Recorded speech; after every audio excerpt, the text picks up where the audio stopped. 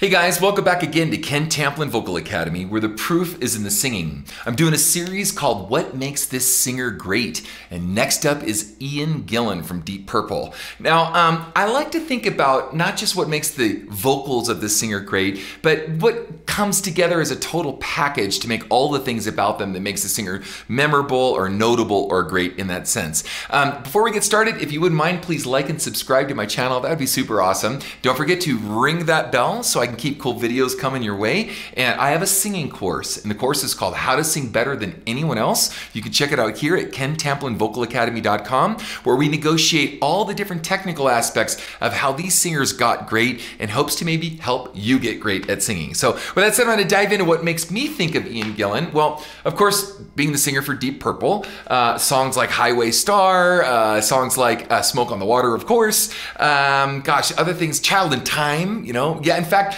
I did a version of Child in Time. I'm not sure if it'll be released before I release this video here, but at some point I'll put it in the description or be on the lookout for that, because I did sing that song and it'll be released soon. Perfect Strangers, I also sang that song and I'll be releasing that. I'll put that in the description when that releases. And then I also think of Ian as being the singer for Jesus Christ Superstar, and actually one of the best performances of Gethsemane, so that's kind of going way back. But you know, I think of too his kind of low growly vocals and his screaming high range, his big high, super high screams like Child of Time and others, you know, or Highway Star. But I don't think of him as having a lot of range in the middle. I don't think of him like a really range singer for upper belting stuff, just big kind of gnarly growly vocals and then high range stuff. And then of course in Perfect Strangers, he does a different kind of singing than he did in Deep Purple. But the grindy vocals, very theatrical, and I think of him as being very psychedelic, you know, kind of. And if you watch Child in Time and some of his other stuff, he's like kind of, whoa, dude, right? And then very dramatic, very theatrical in his approach to singing and songwriting, lyrics and so forth. So very, very theatrical, very dramatic. But I've called up a couple things here, so let's just fire up a couple classics and we'll take a listen and talk about some technique. Here we go.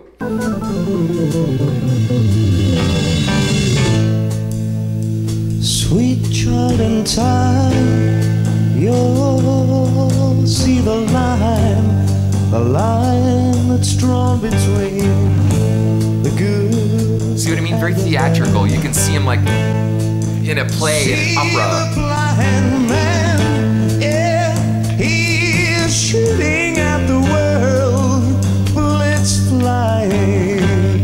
Oh. See what I mean? So if you can see him in Jesus Christ Superstar, he's playing a role, right? And right now he's playing a role, and he's really selling you, you know, this war, you know, song about war, and, you know, kind of saying, you know, war is bad, and if you're in it and you're shooting people, you're bad too.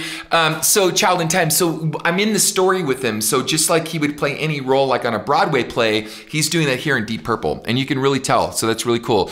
So, by the way, one other thing, within different ways of teaching technique, the theater world teaches over accentuation of the vocal track. So see the bullets flying, losing control, right? They really want this, you know, really overly dramatized, you know, over accentuated, you know, so that the last person in the last row can really hear what you're saying and you're really being dramatic about it.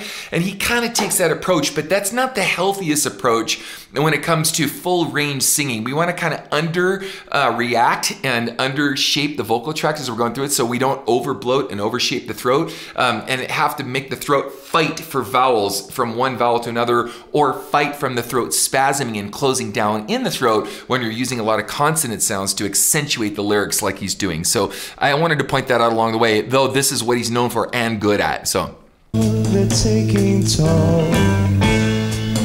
If you've been bad, Lord, I bet you have, and you've not been hit by flying lead.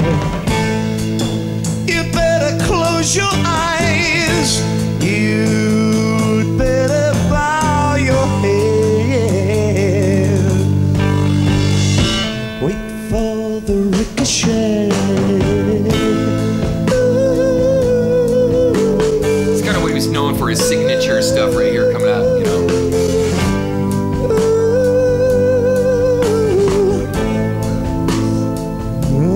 Everybody now.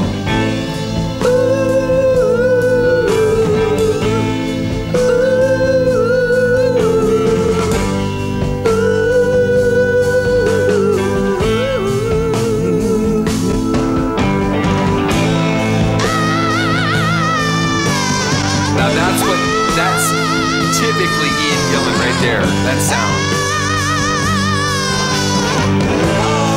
I wanna hear you singing. Good bass.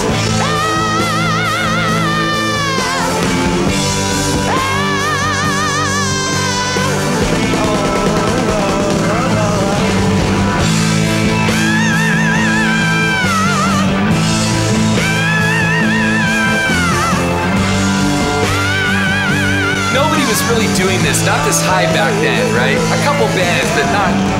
He set this trend. Very innovative.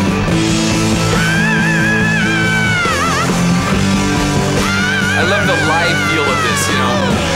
That's the other thing about Deep Purple. I mean, you know, all these bands using tracks now and everything's to a click and whatever. It was so free and so moving, and you could literally go off on a tangent, or you know, you could the solos could go longer and be extended, and you just kind of look back at the drum, okay, I'm winding down the solo now or whatever, right? Same thing is true for the vibe for singing or whatever. It's just very free and just, you know, very spontaneous, and I love that, and we just have lost so much of that in today's music. So, and I'm not one of these guys that has to go back and listen to old music because of it. It's just, I miss the real live, free, you know, aspect of that. So, that's it.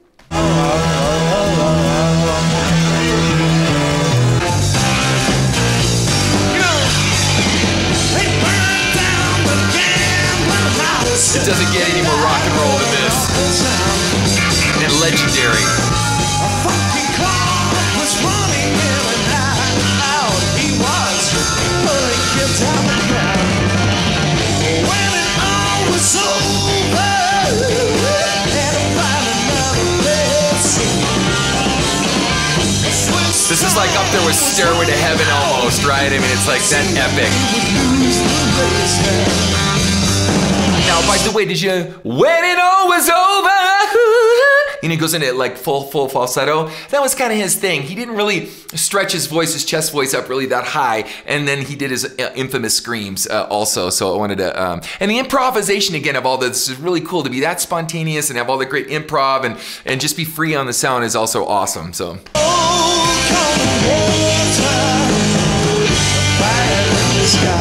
Love that organ, man. John Lord, God rest his soul.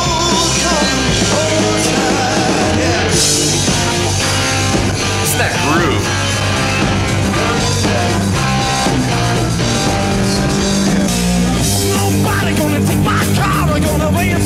I did this too. I'll put that in the description. I covered this song also.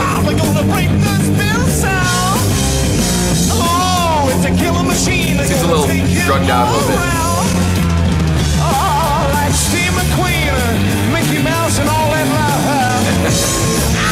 Those weren't the original lyrics.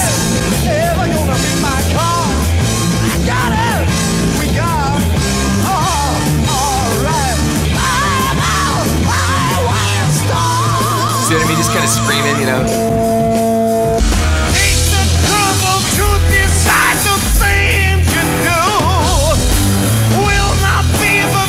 This is legendary, guys. This is the cornerstone of rock and roll.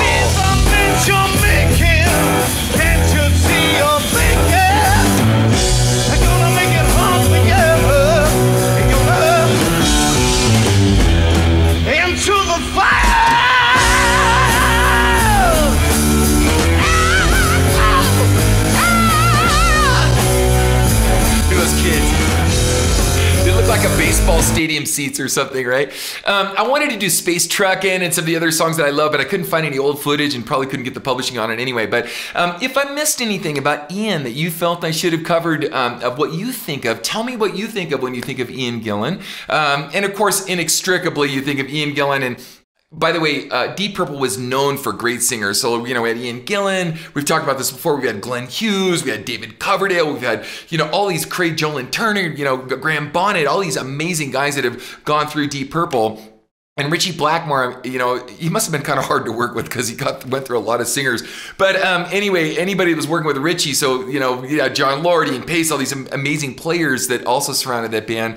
And so all of the singers that came from that band surrounded themselves with great players too. It's kind of this networking, a small networking of people. So, but anyway, if I missed anything about Ian, please put it in the in the comment sections, because I'd like a really well-rounded thing, not just my opinion. Also, this is done by request, guys. So if you have have someone that you want me to do a reaction to for What Makes a Singer Great, I'm totally down. And hey, check out this next video coming your way.